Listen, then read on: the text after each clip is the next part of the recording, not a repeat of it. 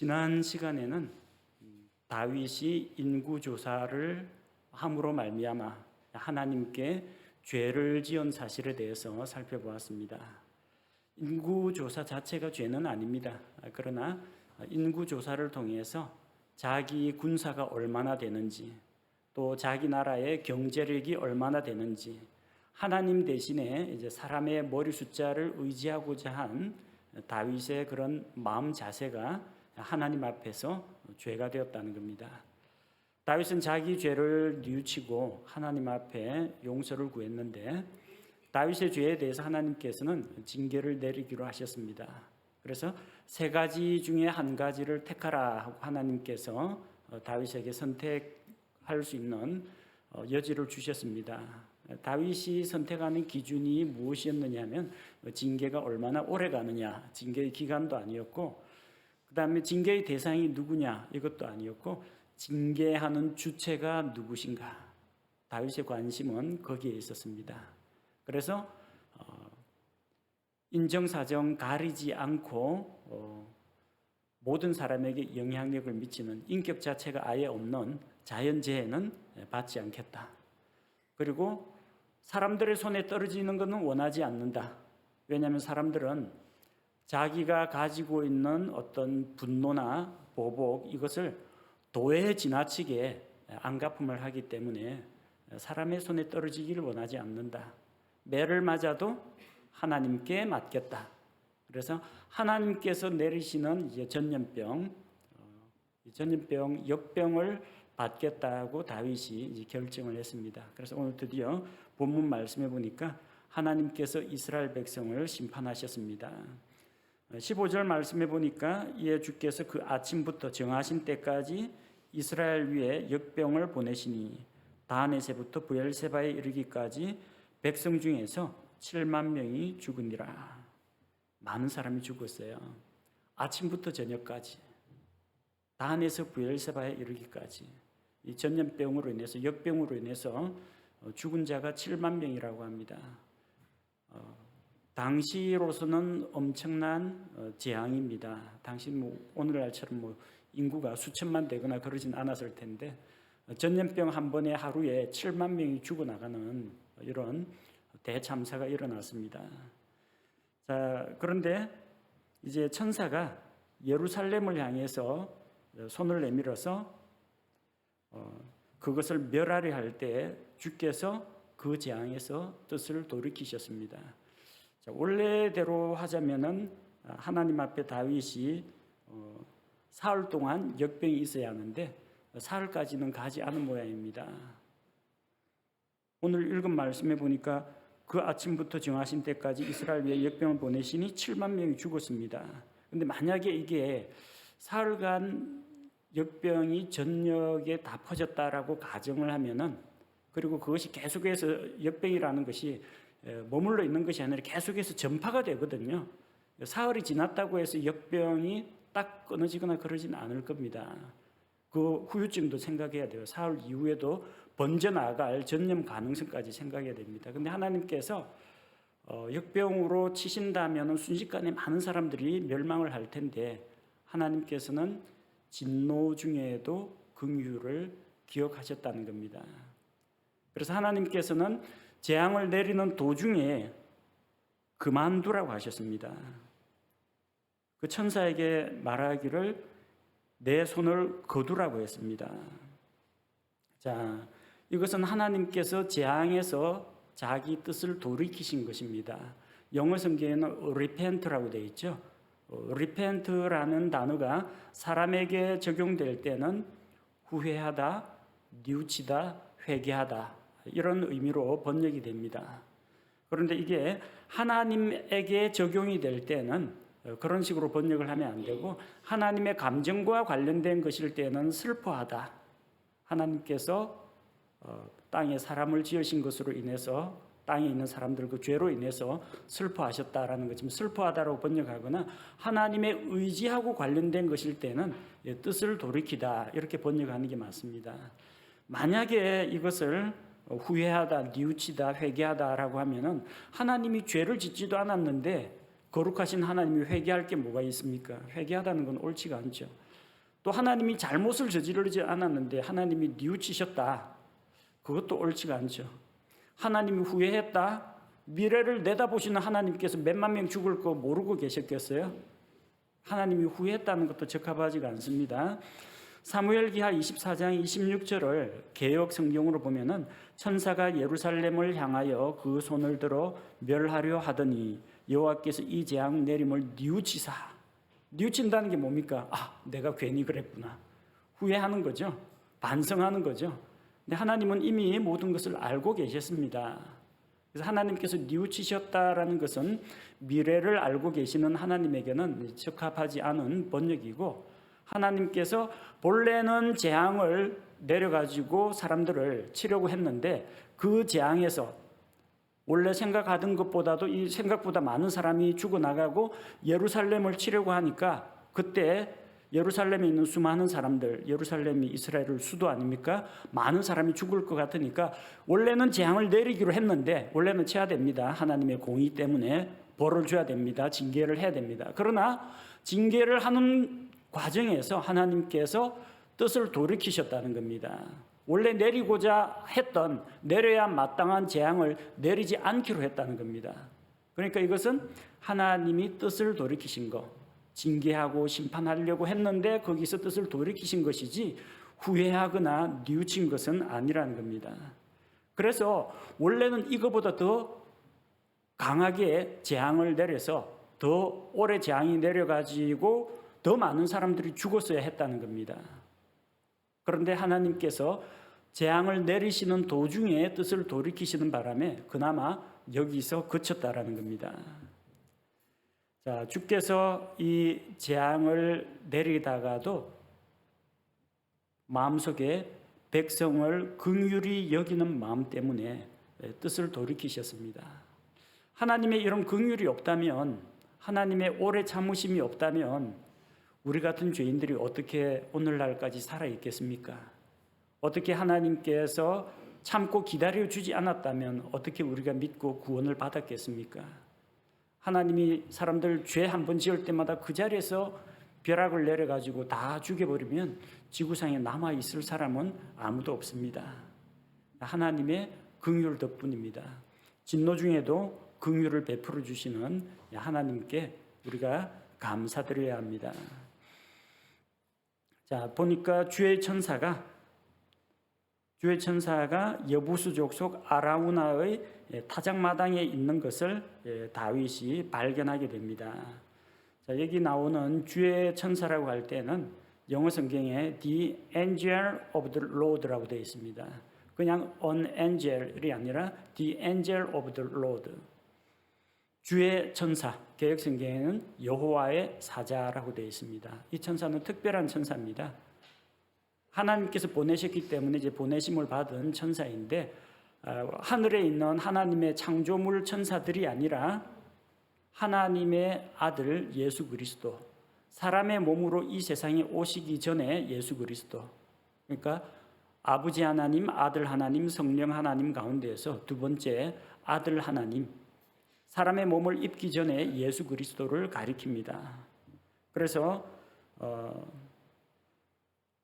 다윗이 그 백성을 친 그 천사를 보고 주께 아뢰어 이르되라고 합니다. 천사에게 말하되가 아니라 성경에서 주의 천사는 주님과 동격으로 사용이 됩니다. 주께 아뢰어, 하나님께 우리가 주의 천사를 대면하여 보았으니 우리가 죽을 것이다.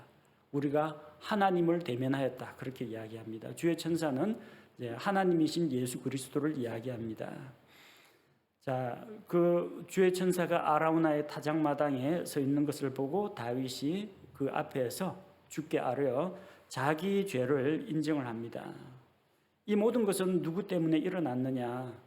다윗의 인구조사 때문에, 다윗의 교만한 마음 때문에 일어난 것입니다. 요압과 군대 대장들이 반대할 때 조금 더 생각하고 자기가 그 계획을 취소했어야 되는데 그렇게 하지 않고 자기 고집을 내세웠는데 결국은 다윗은 역병으로 죽지 않았는데 많은 백성이 죽었다는 겁니다.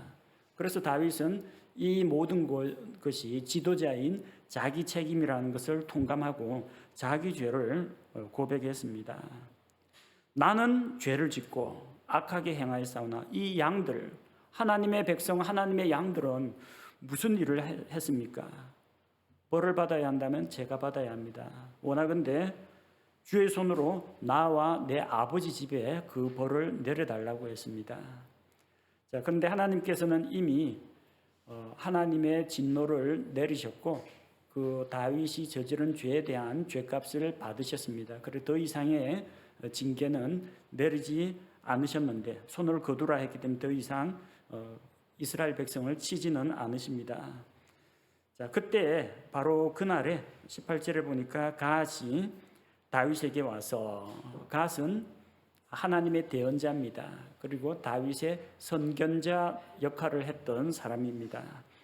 다윗에게 말하기를 올라가서 여부수 족속 아라우나의 타작마당에서 주께 제단을 쌓게 합니다. 자, 여부수 족속이라고 했는데 원래 이 예루살렘은 여부수 족속이 차지하고 있었습니다.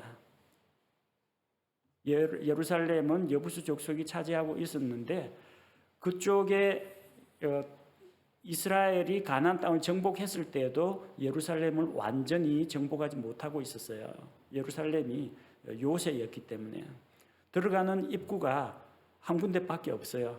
사방이 절벽이고 다윗이 수로를 통해서 침투해가지고 예루살렘을 점령하게 됩니다.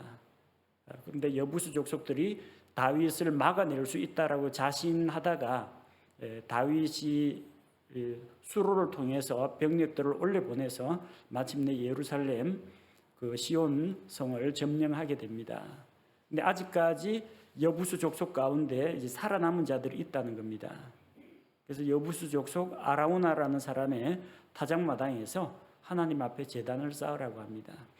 자, 하나님이 내린 징계에 역병이 있었고 그 역병이 끝났습니다. 자, 이제 다 되었다. 그게 끝이 아니고 하나님 앞에서 제단을 쌓고 희생 예물을 드리고 예배를 회복해야 됩니다. 예배를 통해서 하나님과 교제하고 하나님과 화평의 관계를 회복하는 것이 필요했던 것입니다. 자, 대언자의 조언을 듣고 19절에 다윗은 갓의 말대로 아라우나의 타작마당에 올라갑니다. 올라간다라고 했는데 왜 올라가느냐? 이 지대가 높기 때문에 올라가는 거예요. 타작마당은 곡식을 타작하고 나서 이 곡식의 겨 같은 것들을 불어서 키질 내서 날려보내야 됩니다. 그래서 사방이 트인 곳 그리고 바람이 잘 부는 언덕 쪽에 타작마당을 마련합니다. 그래서 이 타작마당에 있는 언덕까지 다윗이 이제 올라갔던 겁니다. 자, 그리고 다윗이 아라우나의 타작마당에서 희생 헌물을 드리기 위해서 주인의 허락을 받아야 되죠. 그 땅을 그리고 필요한 것들을 사겠다라고 이제 제안을 합니다. 자, 20절에 아라우나가 바라보고 있다가 다윗 왕과 그 신하들이 자기를 향해 오는 것을 보고 왕 앞에 얼굴을 땅에 대고 절을 합니다. 자, 절을 한다라는 것은 공경의 표시입니다. 성경에 절하다라는 말이 있고 경배하다라는 말이 있거든요. 그거는 좀 구분해서 쓸 필요가 있습니다. 경배한다는 것은 찬양하고 높이고 송축하는 걸 이야기하는 겁니다. 절하는 것은 사람에게도 할 수가 있어요. 지체가 높으신 왕이기 때문에 그 앞에 절을 하는 겁니다. 죽은 사람한테는 절하면 안 돼요. 제사상이나 산소 가서 절을 하지 않습니다. 그러나 우리가 공경의 표시로 왕에게는 이렇게 구약시대도 절을 해서 예의를 표시했고 동양 문화권에서는 웃 어른에게는 이제 절을 해서 공경을 표시한 겁니다. 이것은 사람과 사람 사이에 있는 그 예절로 보시면 됩니다. 경배하는 것과는 다릅니다. 그래서 왕에게 절을 하고 어떻게 왕께서 이 농사 짓는 이 농부에게까지 이 곡식 타작마당까지 귀한 발걸음을 하셨는지 이제 물어봅니다. 왕이 어인 일로 행차하셨는지 여쭤보니까 다윗이 말하기를 이 타작마당을 자기에게 팔라고 합니다. 타작마당을 사서 이 자리에서 주께 제단을 쌓고 하나님의 그 진노를 그치게 하겠다고 제안을 한 겁니다.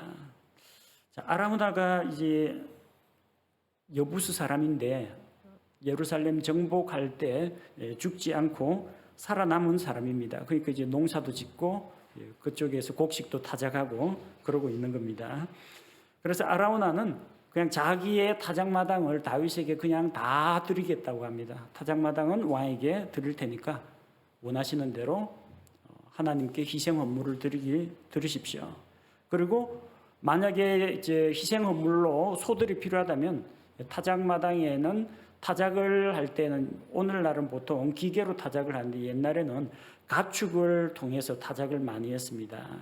가축이 끄는 어떤 그 수레바퀴라든지 또는 이제 굴레 같은 것들을 사용해 가지고 타작을 하거나 말이나 소가 그 밟아 가지고 곡식을 타작하곤 했습니다.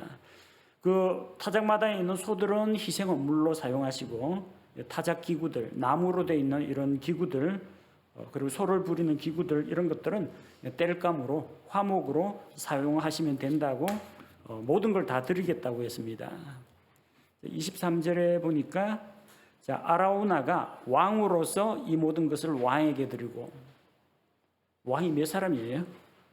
지금 왕은 다윗 왕이 왕인데 아라우나가 왕으로서 이것을 다윗의 왕에게 드린다고 했습니다. 왕으로서라고 되어 있는 부분이 as a king이라고 되어 있습니다. 왕의 자격으로서. 이걸 보면 알 수 있는 것이 이 아라우나가 여부수 족속의 왕이었던 겁니다. 근데 예루살렘은 정복당했고 여부수 족속은 평정이 됐어요. 많은 여부수 사람들이 자기 부족들이 다 죽었어요. 그러다 보니까 왕도 이제 농사 짓는 그런 평민의 신세가 된 겁니다. 자, 근데 자기가 왕인데 예루살렘은 이미 다윗에게 함락당했는데 이 예루살렘이 사실 점령한 왕의 것이니까 자기는 타작마당이고 소고 이거 다 무료로 왕에게 바치겠다는 이야기입니다. 그가 왕이라는 걸 알 수 있는 이유가 알 수 있는 근거가 이 타작마당뿐만 아니라 이 타작마당이 있는 예루살렘이 서 있는 요 타작마당이 있는 산지 모리아 산, 이 산지 자체를 아라우나가 소유하고 있었어요.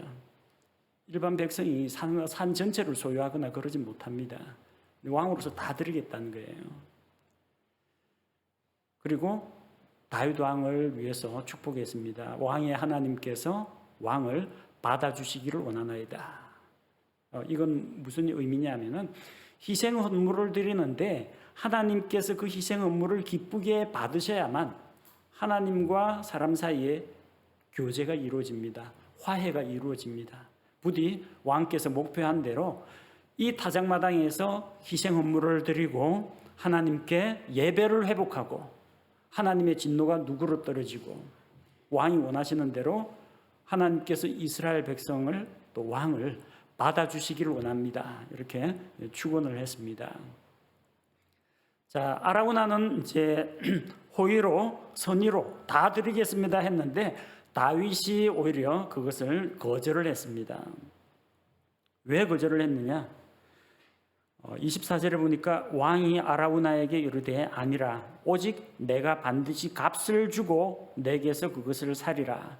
내가 값을 치르지 아니한 것으로는 주 내 하나님께 번제 헌물을 드리지 아니하리라. 대단한 각오죠. 공짜로 주겠다는데 공짜 싫다는 사람은 아마 없을 겁니다. 왕이라고 할지라도.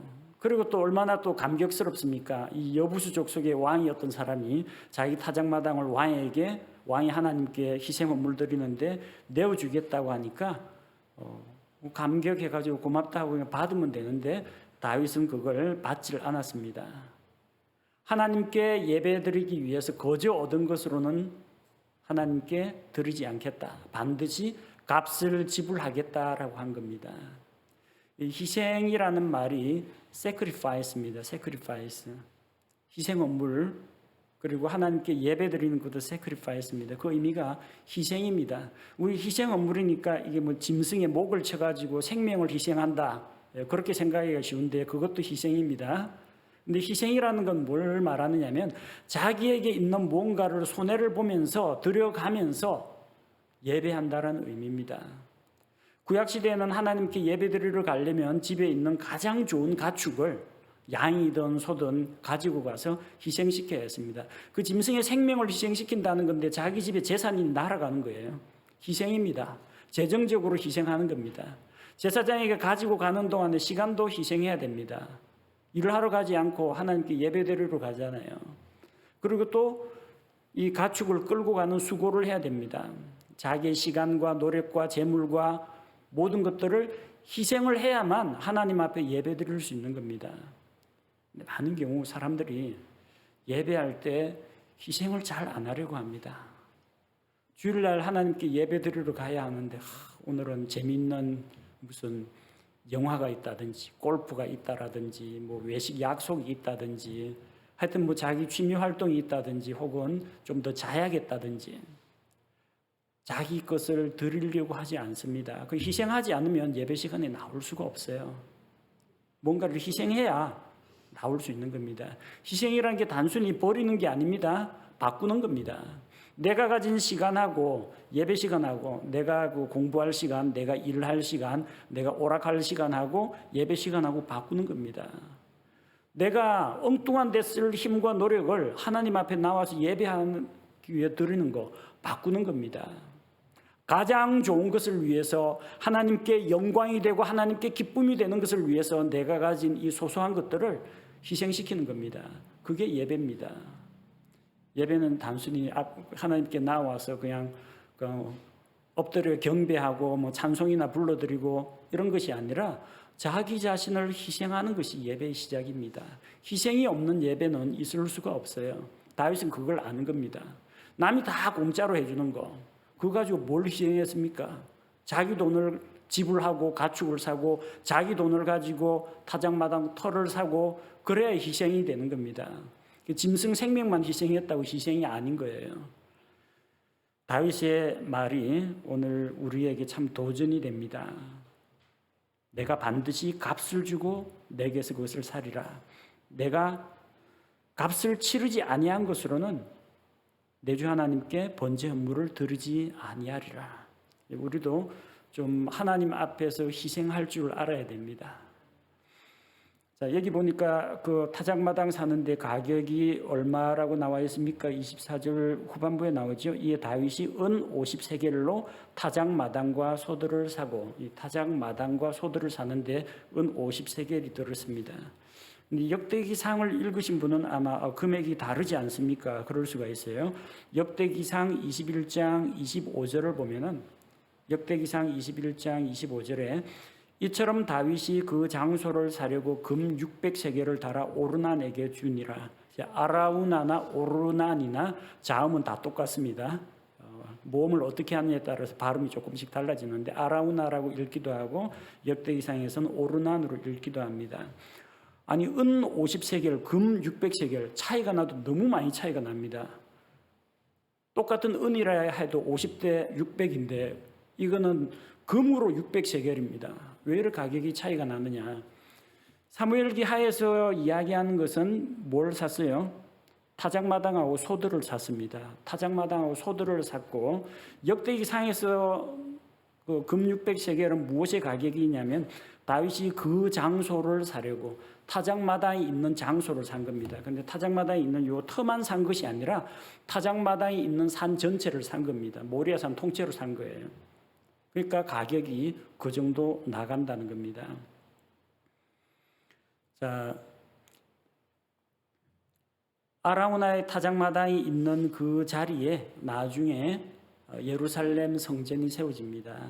사무엘기 하는 그 타작마당에서 하나님께 희생 업무를 드리고 하나님께서 다시 다윗과 이스라엘 백성과 화해하는 것으로 끝났는데 열왕기로 넘어가면 이제 다윗에게서 솔로몬에게로 왕권이 넘어가고 그리고 솔로몬이 예루살렘 성전 짓는 이야기가 나와요. 그 예루살렘 성전을 지은 곳이 어디냐? 역대기하 3장 1절에 보니까 역대기하 3장 1절에 그때 솔로몬이 예루살렘의 모리아산에 주의 집을 건축하기 시작하였는데 이곳은 전에 주께서 그의 아버지 다윗에게 나타나신 곳이요. 주의 천사가 나타났는데 주께서 나타나신 곳이라고 하죠. 주의 천사가 주 하나님입니다. 여부수 족속 오르난의 타작마당에 다윗이 예비한 곳이더라. 보십시오. 지금 있는 곳이 예루살렘 성전이 세워진 곳이 예루살렘입니다. 예루살렘 성전이니까 예루살렘이겠죠. 예루살렘의 모리아 산입니다. 근데 그 모리아 산 어디? 오르난의 타작마당입니다. 모리아 산에 있는 예루살렘 오르난의 타작마당, 아라우나의 타작마당입니다. 다윗이 산 그 산지, 다윗이 산 바로 그 땅에 예루살렘 성전이 세워진다는 겁니다.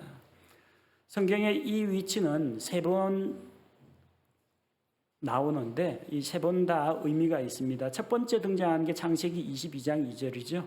아브라함이 이삭을 드린 곳이 모리아산입니다. 그래서 거기에서 이삭이 죽어야 하는데 하나님께서 내 아들 이삭을 번제물로 나에게 바쳐라 했는데 거기서 이삭이 죽지 않고 등불에 뿔이 걸려있던 순양이 하나님 앞에 희생헌물로 드려졌습니다.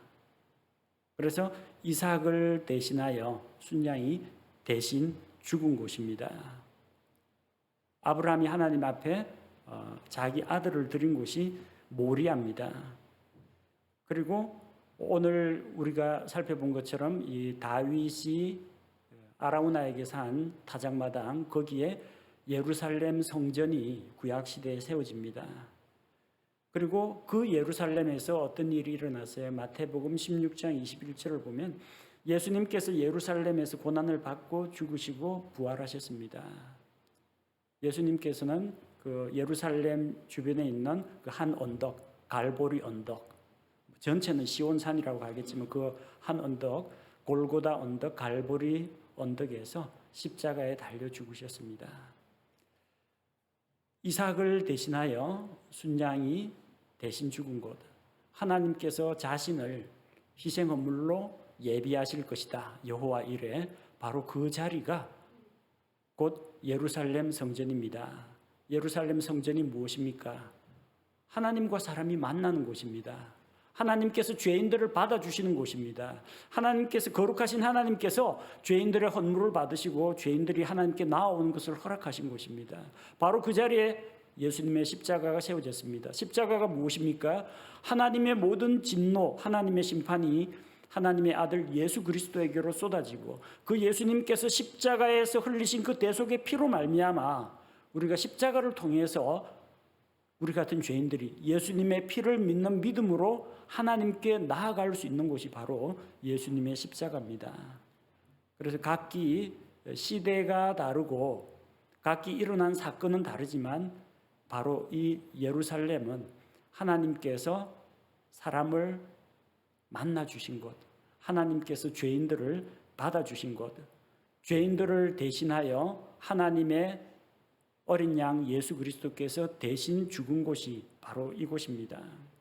바로 그 자리에서 25절을 보니까 다윗이 거기서 주께 제단을 쌓고 번제 헌물과 화평 헌물을 드렸더니 이에 주께서 그 땅을 위해 간구를 들으심에 그 재앙이 이스라엘에서 그쳤더라. 하나님께 예배를 드렸습니다. 하나님과 화평하게 되었습니다. 하나님께서 다윗의 기도를 들으시고 이제 그 재앙을 완전히 그치신 것입니다. 그래서 우리가 하나님께서 이 다윗의 그 인구조사라는 그런 다윗이 저지른 잘못, 그의 죄조차도 결국은 그것이 변하여 하나님과 사람이 교제할 수 있는 예루살렘 성전을 짓기 위한 그 기초 작업을 다윗의 실수를 통해서 하나님께서 사용하셨다라는 겁니다. 다윗이 꼭 인구조사라는 죄를 지어야 예루살렘 성전이 세워진다 그런 의미는 아닙니다. 다윗은 그렇게 하나님께 교만한 마음을 품고 죄를 지었지만 그 사람의 연약함과 잘못과 실수와 죄까지도 하나님께서는 선한 방향으로 얼마든지 바꾸어 주시고 사용하실 수가 있다는 것을 우리가 볼 수 있는 것입니다. 오늘 우리 말씀을 통해서 살펴본 교훈들을 정리하고자 합니다. 하나님께서는 진노와 심판 중에도 사람들에게 긍휼을 베푸십니다. 여러분 그렇지 않습니까? 아버지가 이 잘못한 아들 종아리를 때리려고 하다가 10대 했으면 괴겠습니까? 10대 다 때립니까? 뭐 그런 아버지도 있겠지만 몇 대 때리다가 애가 아파서 울고 그냥 반석하고 뉘우치고 회개하는 모습을 보면 때리던 거야 중단하고 그냥 안아주고 상처를 싸매줍니다. 그게 아버지 마음이에요. 그게 아버지 마음입니다. 학교 선생님은 옛날에 안 그러더라고요. 몇 대 맞을래? 5대, 10대 하면 꼭 대수 그대로 때리더라고요. 근데 긍휼이 많은 아버지는 그렇게 안 합니다. 때리다가도 불쌍히 여기는 마음 때문에 도중에 형벌을 멈추고 징계를 멈추고 용서해 주는 것이 아버지의 마음입니다. 그 하나님의 오래 참으심과 하나님의 긍휼 덕분에 우리가 구원을 받게 된 것입니다. 다윗에게서 우리가 본받을 점이 있습니다. 값을 치르지 않고는 하나님께 예배드리지 않겠다. 자기 희생이 있어야 됩니다. 우리는 하나님께 예배하기 위해서 얼마나 값을 치르고 있습니까? 여기 오신 분들 다 시간을 내어서 오셨습니다. 다른 일 하느라 바쁠 텐데 그거 다 접어두고 오셨습니다. 뭔가를 희생해야만 하나님 앞에 나아올 수 있고 예배 드릴 수 있는 겁니다. 예배는 sacrifice, 희생입니다. 자기 희생이 필요합니다. 시간이든 재물이든 노력이든 무엇이건 우리가 더 좋은 것을 위해서 조금 덜 중요한 것을 희생시켜야 예배 드릴 수가 있는 것입니다. 다윗이 인구조사의 죄를 짓고 그는 하나님 앞에서 회개했습니다. 마음에 스스로 찔려가지고 자기가 먼저 내가 무지하게 어리석게 행하였나이다 회개를 했습니다. 그리고 하나님 앞에 매를 맞더라도 하나님께 맡겠습니다. 그리고 하나님의 징계를 받아들였고 또한 하나님 앞에 예배를 회복함으로써 하나님과 화평의 관계를 맺게 되었고 그리고 그렇게 하나님 앞에 기도했더니 다윗의 기도가 상달이 되어서 재앙이 완전히 그치게 되었습니다. 우리가 하나님 앞에 돌아갈 때 이런 과정이 필요하다고 생각합니다. 죄로부터의 회개가 필요합니다. 하나님의 징계에 대해서 달게 받아들이는 것이 필요합니다. 징계 중에 긍휼을 베풀어 주실 때 우리는 하나님과 교제관계, 하나님께 드리는 예배를 무엇보다도 회복해야 되고 그래서 하나님과 화평의 관계가 형성될 때 우리의 기도가 하나님께 상달될 것으로 믿습니다. 우리 함께 기도하겠습니다. 하나님 아버지, 오늘 다윗이 아라우나의 타작마당에 제단을 쌓고 하나님께 예배한 것을 살펴보았습니다. 아버지 하나님, 진노 중에도 긍휼을 베풀어 주시는 하나님의 은혜에 감사를 드립니다. 또한 하나님의 긍휼과 하나님의 오래 참으심 덕분에 오늘 이 자리에 우리가 있게 됨을 감사를 드립니다. 다윗처럼 예배를 통해 하나님을 만나고 하나님과의 관계를 회복하고 하나님과 관계를 유지하기 원합니다. 하나님 앞에 나아올 때 우리 자신을 기꺼이 희생하기를 원합니다. 희생이 없는 예배, 누리기만 하고 받기만 하려고 하는 예배가 아니라 우리 자신을 내어드리고 우리의 시간과 물질과 열정과 우리의 재능과 우리의 모든 것을 하나님 앞에 내어드리면서 희생하면서 예배하는 백성이 되기를 원합니다. 아버지 하나님, 그리고 또한 하나님께서 다윗을 만나 주시고 다윗이 하나님 앞에 예배 드릴 때 다시 관계를 회복시키는 것을 보면서 우리가 하나님 앞에 비록 죄를 지을지라도 하나님과 교제 관계가 회복되고 또 하나님께 예배가 회복될 때 다시 하나님의 얼굴을 대하며 하나님의 복을 누릴 수 있다는 것을 보게 하여 주옵소서. 다윗이 쌓은 그 타작마당에 예루살렘 성전이 건축되었고 또 장차 세상에 오실 예수 그리스도를 예비하는 그 장소가 된 것을 보게 됩니다. 갈보리 언덕에 달리신 우리 주 예수 그리스도의 대속의 공로로 말미암아 이 세상에 수많은 사람들이 죄라는 역병으로 인해서 다 죽어가지만 하나님께서 우리 주 예수 그리스도의 십자가를 통해서 죄의 문제를 말끔히 해결하시고 죄인들을 받아주시고 하나님의 자녀 삼으시는 이 놀라운 복을 주신 것으로 인하여 감사를 드립니다. 아버지 하나님, 지난 11개월 동안 48번의 강론을 통해서 사무엘기하 말씀을 묵상하고 또 함께 은혜를 나누었습니다. 한 번도 빠짐없이 이 강론을 진행할 수 있도록 건강의 복을 주시고 또 수고하는 형제 자매들을 주시고 또 위로하고 격려하고 서로 세워주는 우리 성도들을 보내주신 것으로 인하여 감사를 드립니다. 우리가 받은 바 또 깨달은 바 이 말씀들이 우리에게 길이길이 마음속에 영적인 교훈으로 또 하나님 주신 은혜로 남아있게 하시며 사무엘기하를 통해서 역사하신 그 하나님께서 오늘을 살아가는 우리의 삶도 함께 다스려 주시기를 원합니다.